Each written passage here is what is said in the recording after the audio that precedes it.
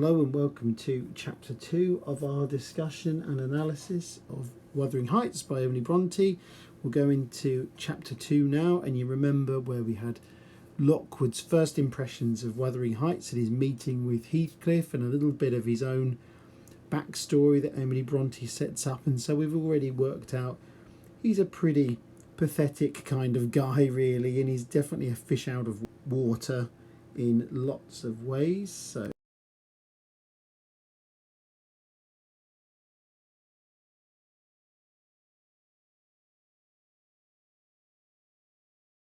let's have a look at the chapter itself.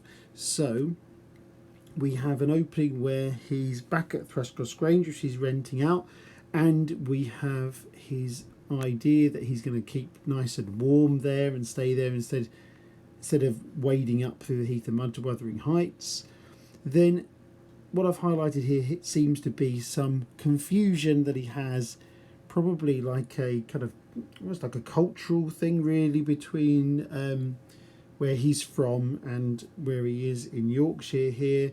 But on coming up from dinner, however, and he's got this note here: I dined between 12 and 1 o'clock. The housekeeper, a matronly lady taken as a fixture among with the house, could not or would not comprehend my request, but I might be served at 5. So he obviously is used to referring to dinner as something that he would have later on in the day.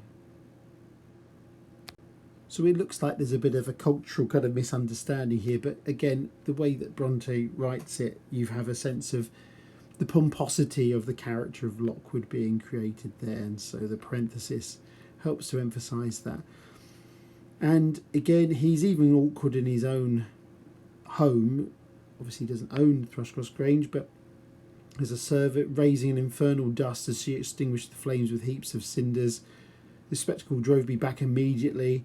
So he's kind of driven out even by the servants who are getting on with their work there, and he's kind of getting in the way, and he's such a wally and everything, as we've established before.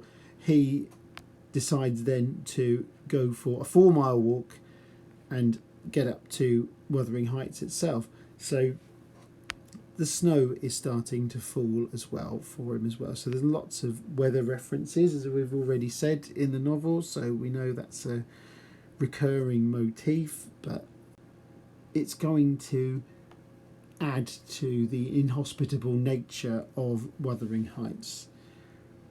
So we have more weather references here, the black frost. So again, you can explore that, the idea of that, as the connotations of that being foreboding and dangerous. The air made me shiver through every limb, so there's some hyperbole there used. And we have this famous line of wretched inmates, I ejaculated mentally. Again, I've already said about what that meant at the time Emily Bronte was writing, so it's perfectly innocent. It means he says this out loud, not out loud in real life, but kind of in his mind. It's like a sudden outburst, but only in his mind. You could argue that maybe that says about his character, and that he's actually even reluctant to create any kind of emotional outburst. It's only kind of mental, he can only do it kind of internally. But you deserve perpetual isolation from your species for your churlish inhospitality.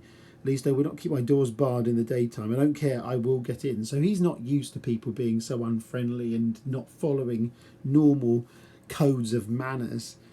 Then we have this great description. There's a very apposite epithet here for Joseph, as in very appropriate way of describing Joseph: vinegar-faced. So imagine he's been glugging away at vinegar, and that's the kind of expression that he has, because he's a miserable old codger, isn't he, Joseph? So as I said before, a lot of people get distracted by Joseph's words. They're hard to follow, but they're meant to be, because it helps to... Bronte is giving us that sense of being an outsider and alienation, and the remoteness and the unfriendliness of Wuthering Heights as a place. And he comes out with, 'Two masters down it fall, go round by the end of the lathe if you want to speak to him. So he's pretty incomprehensible most of the time. But he knows Joseph because he's been up there before, of course. Again, this is an anonymous line which I didn't highlight. The snow began to drive thickly, so there's more snow coming. this is the one that Joseph refers to as the Mrs. This is going to lead to a bit of an misunderstanding on not Joseph, on Lockwood's part here. Rough weather, I remarked. I'm afraid, Mrs. Heathcliff, the door must bear the consequence of your servants' leisure attendance. I had hard work to make them hear me. So he's coming from this world of polite kind of manners, and really this is all through kind of implication. He's criticising, oh, your servants couldn't have let me in. So he's trying to maintain his normal politeness that as an outsider that he would actually have. So he encounters this strange woman he actually assumes is Mrs. Heathcliff, as he thinks is married to Heathcliff. He doesn't know her, he's not met her before, and he's a bit confused because of her appearance as well. And anyway, we'll get into more details on that. But there's more awkwardness here, because not only the dogs, but look at this really awkward bit here. Do you intend parting with the little ones, madam? They are not mine. He's trying to make what's known as phatic talk, actually. It's more of a linguistic term, but it's small talk, effectively. And you could also talk about it in terms of politeness and pleasantries. Basically, that he's used to using these kind of pleasantries in these kind of social contexts. But everything about the Heights is very strange, and it's not a conventional household by any stretch of the imagination. And Mrs. Heathcliff isn't a conventional, what he thinks as being Heathcliff's wife. He doesn't, she's not conventional at all in that respect. She's not actually Heathcliff's wife. Again, remember that. But in terms of trying to make conversation, Bronte has him say, your favourites are among these, I continued, turning to an obscure cushion full of something like cats. A strange choice of favourites, she observed scornfully. Unluckily, it was a heap of dead rabbits. Yeah, it's a bit of a wow moment there for him there.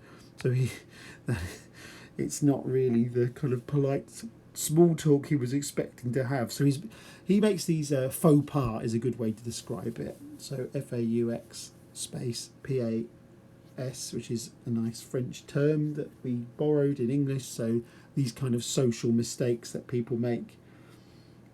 So he's very naive, and then he's come up to the Heights in the bad weather, and he's going to get himself trapped here, basically, because he is a complete fool, isn't he? He's like a posh twit, basically.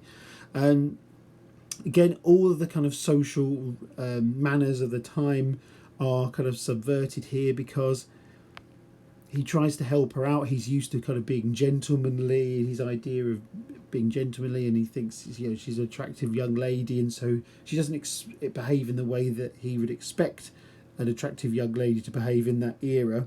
He's very confused. He tries to help out. I don't want your help, she snapped. I can get them for myself. I beg your pardon, I hastened to reply. Will you ask to tea? So all of these normal social manners here. He thinks, I shall be glad to have a cup. So again, by implication, he's expecting now to be served by the lady of the house, which is what you would have in that time in terms of the traditional social context. But you are the proper person to ask me. He thinks she's saying, oh, you haven't been given tea yet, so I'm going to do that for you. But it's not like that at all. But you could tell from the verb choices here Bronte uses, she flung the tea back, spoon and all, resumed her chair in a pet. So she's not making tea, she's just kind of effectively very grumpy with Lockwood, not friendly at all, not acting like a normal woman of the era. Then also he's noticed this strange young man in the house as well that he's not seen before. So he described here like shabby, words that we've got being used here. I began to doubt whether he were a servant or not. His dress and speech were both rude, entirely devoid of the superiority observable in Mr. and Mrs. Heathcliff. His thick brown curls were rough and uncultivated, his whiskers encroached bearishly over his cheeks, and his hands were embrowned like those of a common labourer. Still his bearing was free, almost haughty, and he showed none of a domestic's assiduity in attending on the lady of the house. So he's saying, well, Lockwood as a character created by Bronte is saying that there's something not quite right about this guy. So maybe he's a servant, maybe he's not a servant. But then if he is a servant, he's not acting like a servant. But if he's like someone socially higher than that, he's not acting like someone socially higher than that. So there's lots of strange things about this family setup. This household is very peculiar to Lockwood, and by extension the audience as well. So Remember, with Lockwood, you've got to remember we're not meant to necessarily like him. I think he is a bit of a figure of fun in many ways because he's so pompous and he gets himself into these ridiculous situations. He makes these faux pas, but he is Bronte's way of getting us into the story. He is like a kind of avatar for us, really. Well, we can get into the story because we're all outsiders to this world as well. But through Lockwood, we can actually experience that and get some insight. But I think also we are meant to have a bit of a laugh at his expense as well, in the same way that particularly Heathcliff and also Hareton kind of laugh at him as well when he's blundering about. I think there's I don't think it's going to be overtly comic, but I think we're meant to find his mannerisms and his stuffy ways to be at least mildly amusing. I don't think we're meant to feel, oh yeah, poor old Lockwood. I think we're meant to have a bit of a laugh at his expense as well as a character. So we have Heathcliff comes in. Heathcliff relieved me in some measure from my uncomfortable state. You see, sir, I am come according to promise. I mean, it's a very kind of prattish way of kind of announcing himself, isn't it? He's saying, oh, here I am, I'm back again, as I promised. They're trying to be, again, maintain this conviviality, this kind of friendliness and this idea that he's going to be great friends with Heathcliff because he had this, well, in his mind, Lockwood's mind, he's had this failed love affair, which was nothing. And he thinks, oh, I can be up here miserable with Heathcliff. But you can tell, really, he's already been a fish out of water, but he's really, again, to use another cliche, he's biting off more than he can chew, really. He's in a very unfamiliar environment, and it's not a friendly environment. He is very much out of his depth here, isn't he? So, because I fear I shall be weatherbound for half an hour if you can afford me shelter during that space. Half an hour, he said, shaking the white flakes. It's not dandruff, it's snow. White flakes of his clothes. Lockwood is an outsider. He doesn't really understand the area. He doesn't understand the weather. In a sort of kind of pompous arrogance of an outsider, he's gone out for this walk and the weather's turned very quickly, so he doesn't know. So Heathcliff has people familiar with these moors often miss their road on such evenings, and I can tell you there is no chance of a change at present. So even locals can get lost in this bad weather. So what chance does a total wally like Lockwood have in this environment? He's got no chance, has he? He's going to end up dead in a ditch because he's a complete, well, you can add your own word of choice there. So again, Bronte again showing like the kind of language choices of Lockwood as a character. This is quite a pompous way. You wouldn't use this in everyday life. Well, then I must trust to my own sagacity, and that means wisdom. But this isn't really a word people would use normally in everyday life. I suppose it might have been a bit more common in that era, but it's definitely, even if that was the case, it's very much out of place in the world of Wuthering Heights, that where he is with Heathcliff and everybody else there. So there's this, we're going to make the tea. Everyone's obsessed with having a cup of tea as well. And is he to have any? That's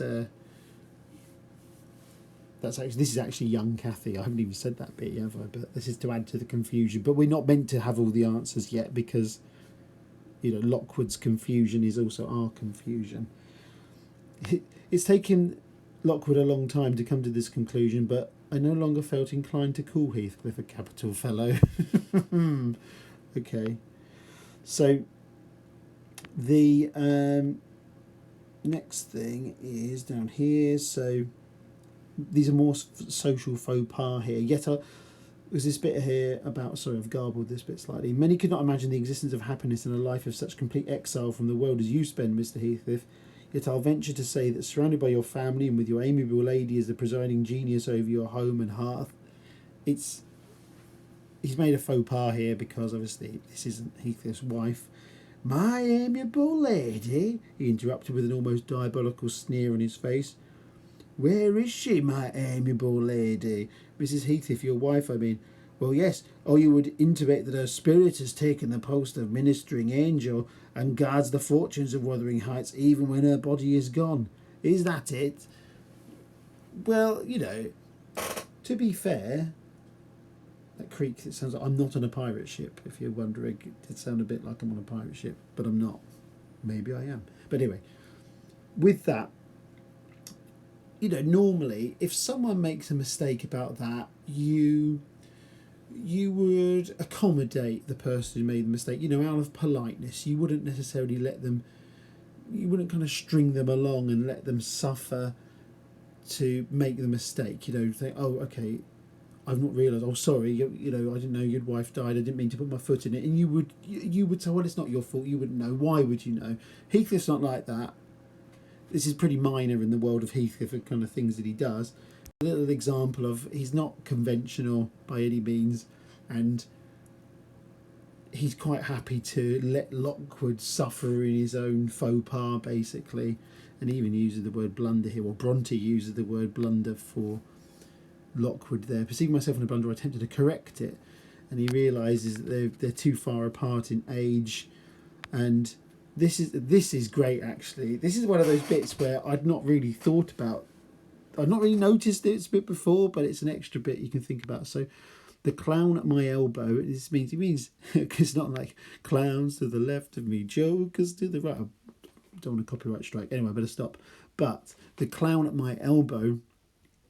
He's thinking of Hareton. He's drinking his tea out of a basin, eating his bread with unwashed hands. Oh dear, this is terrible. Maybe a husband. So he's trying to work out what the setup is in this household. Heathcliff Jr., of course. He's wrong. He's wrong again. Here is the consequence of being buried alive. That is hyperbole because he means about Wuthering Heights being so remote and so isolated. She has thrown herself away upon that boar. That's Heathcliff, and that's a boar, and boorish is a slightly archaic. You do sometimes hear it still as a word. It's not completely dead, but it's pretty rare in everyday life. But a boor, B-O-O-R, is a rough kind of person, rough man, actually, normally, specifically a man, a very kind of rough, rude kind of man. Like he said, churlish before, didn't he? But the idea of a boar from sheer ignorance, yeah, this is the bit that's really good. She has thrown herself away upon that boar from sheer ignorance that better individuals existed. So, first of all, saying, oh, she's such a beautiful young lady, but, she's so isolated up here. She couldn't think of anyone better to marry. So, she must have married this rough bloke here because she's got no one else better to marry. This bit is great. This is the bit I'd not really noticed. A sad pity, I must beware how I cause her to regret her choice. He thinks, oh, okay, she's really grumpy because she's met me. She's never met a man like me before. A nice, refined gentleman, presumably from the south, but somewhere posh, potentially. We don't know where it is, where he's from. But she's never met someone like me. So, of course, that must be why she's grumpy, because she's kind of dazzled by how amazing I am as a more refined gentleman. And again, the last reflection may seem conceited. It was not. Even if you say as a little tag statement there, it was not. No, it does still seem conceited. Okay, Lockwood, we might need to widen the door to get your head through it when you leave, basically. But this is, again, these are the signs of, you're reading this, often when people start reading this novel and you look at it and you find Lockwood's narration quite hard to get into and you think, oh, I don't really like this character. We're not meant to like him, are we? We're not meant to like him. I think we're meant to laugh at him. So we're effectively being trolled in a way, really. But you can't put that in an essay or anything like that. But you know what I mean. Anyway, so this is also, the readers are getting this information because through Lockwood's ignorance and confusion, we're actually finding out as readers, Ronche's got it, so we actually know what the context is of the relationships of the characters here. So Mrs. Heathcliff is my daughter-in-law we have here. I see now, you are the favoured possessor of the beneficent fairy, I remarked, turning to my neighbour. So this is Hareton, so he thinks, so you are married to you and Cathy, or this young lady, you are married, and so that's a metaphor, the beneficent fairy. This was worse than before. The youth grew crimson and clenched his fist with every appearance of meditated assault, so he thinks he's actually about to hit him. Unhappy in your conjectures, sir, observed my host, we neither of us have the privilege of owning your good fairy. Her mate is dead. It's a bit of a strange, very animalistic, isn't it, way of describing her mate. So her husband is dead as well. I said she was my daughter-in-law, therefore she must have married my son. And this young man is not my son, assuredly. So this is Hareton Earnshaw. This is the living Hareton Earnshaw, not the one who was the founder of Wuthering Heights. So we'll go to the next page. Lockwood thinks, with all this anger, for fear I might be tempted either to box his ears or render my hilarity audible. So, oh yeah, as if that's likely. For fear I might be tempted either to box his ears. Lockwood, do you really think you're going to hit Hareton? Really?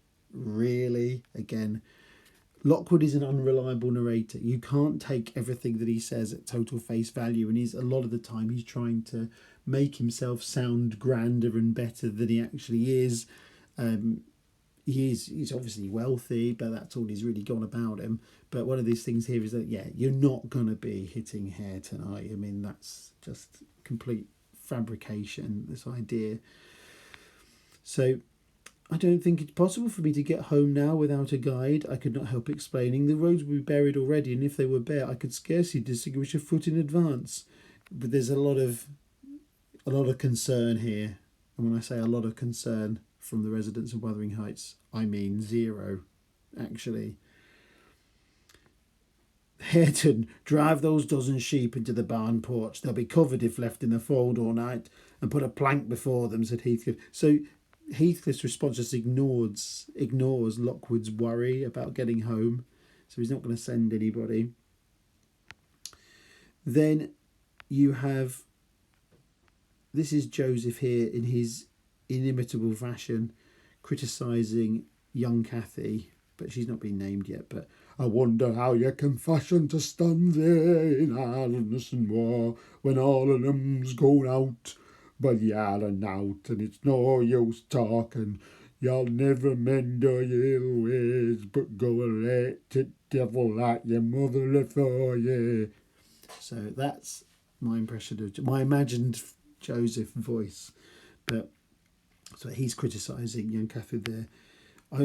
Lockwood, because he is conceited, and even though he says he wasn't earlier on, but he thinks this piece of eloquence was addressed to me. He thinks Joseph's having a go at him. So he thinks, sufficiently enraged, stepping towards the aged rascal with an intention of kicking him out of the door. Again, yeah, really? I don't think Lockwood could punch his way out of a paper bag.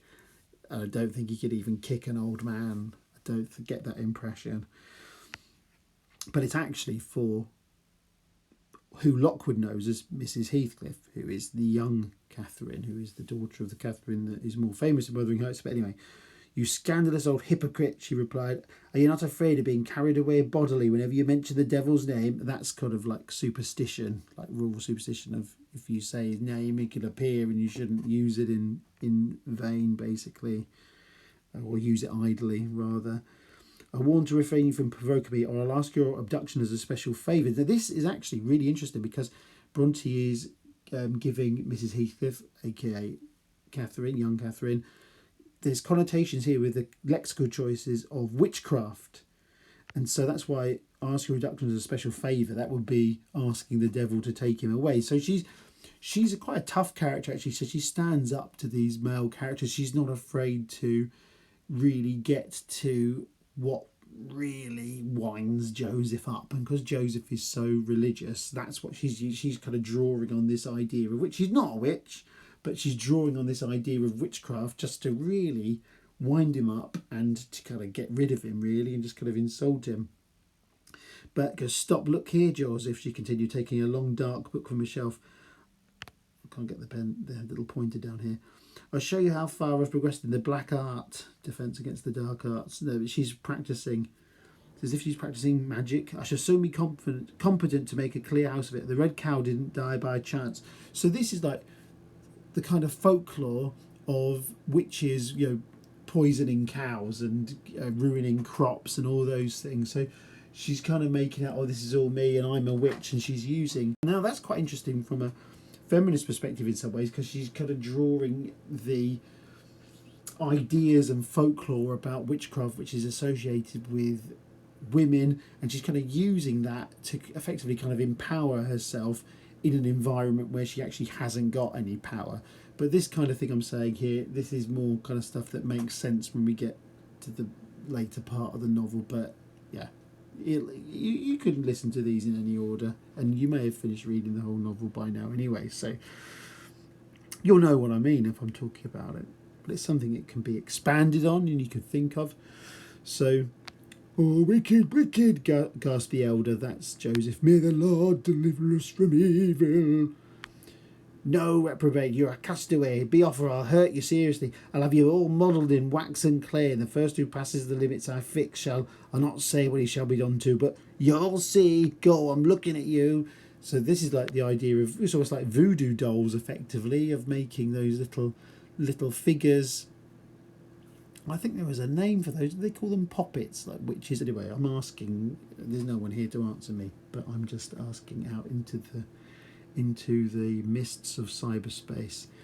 Anyway, again, we've said about this word. No sniggering, thank you. Yeah. So anyway, we've said. He's just saying that out loudly as he's walking along. Right. Let's move on quickly.